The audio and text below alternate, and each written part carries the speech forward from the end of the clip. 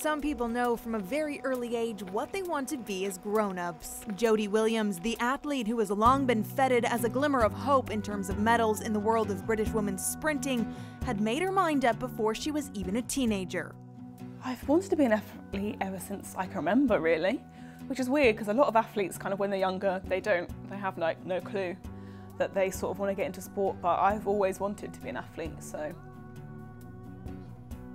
I guess when she was about 12 or 13, 14, she started taking it more seriously, and she was always achieving a year or two above her age group.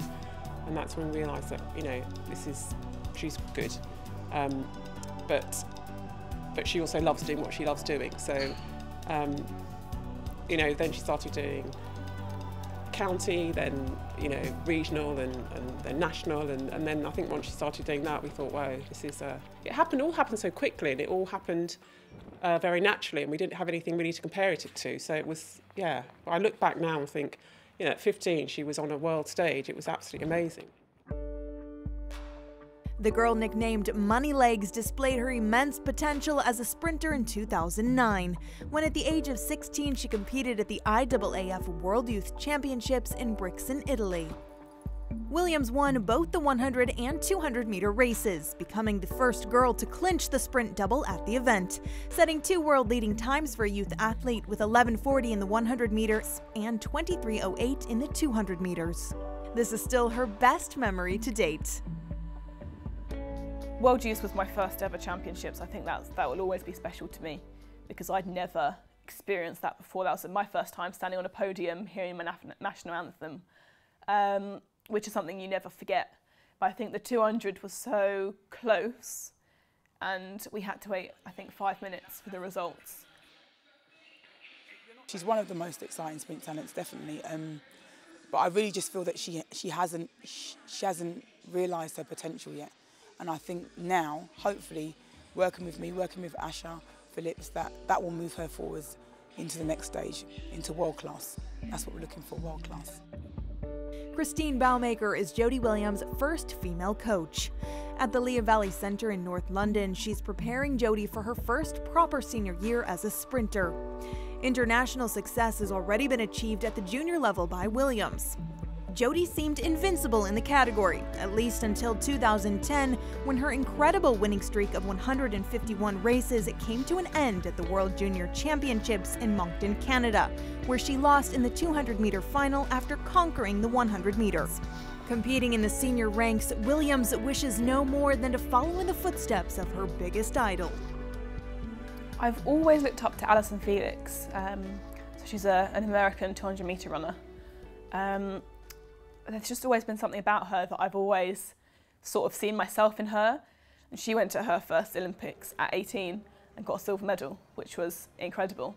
And you know, if I hadn't have been injured in 2012, that would have been my first Olympics, would have been at 18 as well. So we have a very similar path. Unlike American Olympic medalist Felix, unfortunately Williams' coming of age wasn't exactly a straight road to glory. Some disappointment was on the line for this highly promising sprinter. As the 2012 London Olympic Games approached, in June of that year, a reoccurring hamstring problem at the UK trials in Birmingham spoiled the script that a whole nation had in mind for Williams. It was crazy because I was just this 18-year-old doing her A-levels, trying to finish school, and yet I had this other life where everyone was expecting me to be in that team. It was an invaluable experience, I think. And I'd probably rather have that now rather than in sort of 4 or 5 years when I'm at my peak. And instead of it just being my first Olympics, it could have been an Olympics where I could have got a medal. I'd much rather have it at that first Olympics than, you know, further down the line. She works very hard, but when she's doing well, obviously when things are going well, it's great, everything's brilliant.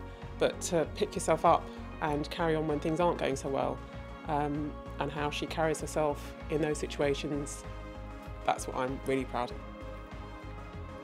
I didn't really cope with it, I don't think. I went on holiday before, like I went on holiday straight after trials when I tore my hamstring for the millionth time. And yeah, so I went away then, and then I came back and my family actually had tickets to be watching me. And I was like, oh. So my mum gave me one of the tickets and we all went. I think we watched the women's 100-metre heats, and the second I got there, I started crying and I had to leave. I couldn't watch it. And I didn't go back to the stadium. She ran her annual best on the 100-meter in 11:32 at the Manchester Great City Games in May 2013, and followed that up with the semi-finals at the World Championships in Moscow. At 20 years of age and training full-time again at the Lehigh Valley Center, the place where she's run since she was 12, Jodie Williams still has plenty of time ahead of her to fulfill her undoubted potential and take back the moments of glory taken away from her. 90% of athletics is about belief in your potential and belief in your ability. I want her to be either just miss out in the finals or make the finals. That's the aim, because she's going to understand the 4s a bit more, but she's also going to understand the 100 a bit more and understand how she puts her race together. Because at this level, it's about how you put your race together. I think for me, the 100's always been my favourite event, but if I'm being truthful with myself, I think I will be a 200-metre runner in the future. I think that is my stronger event, and I think it's one that I'll improve at a lot quicker over the next few years. But I could never let go of my 100.